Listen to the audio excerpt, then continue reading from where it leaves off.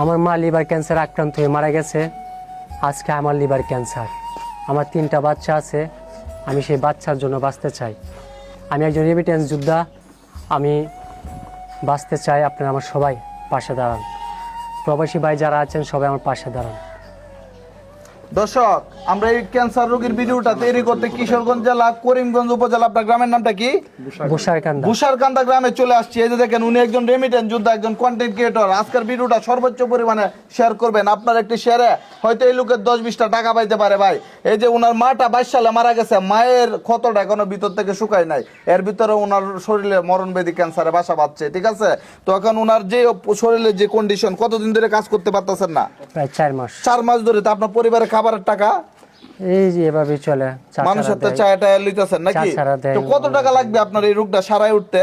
এটা প্রায় 25 থেকে 30 লক্ষ টাকা লাগবে। এত টাকা কি সম্ভব ভাই? আমরা একটা ভিডিও বানাইতেছি, আপনারা আপনার সামর্থ্য মতো দেন। আর আপনার এলাকার মাঝে যদি কোনো কন্টেন্ট ক্রিয়েটর থাকে, ওদেরকে একটু ওনার বাড়িতে পাঠান।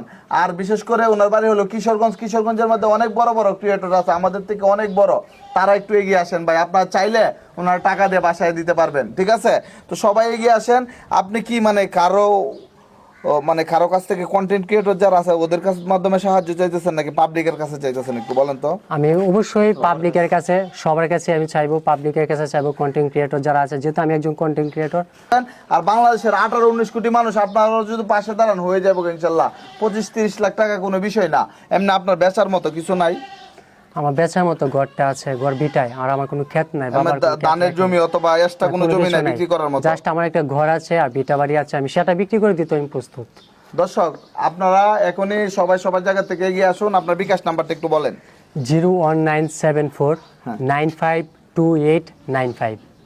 এই নাম্বারে যোগাযোগ করলে আপনার বিকাশ নগদ রকেট পার্সোনাল। তো ভিডিওটি শেয়ার করে দিবেন। আর সবাই যার যার জায়গা থেকে ওনার নাম্বার একটু সাহায্য করবেন।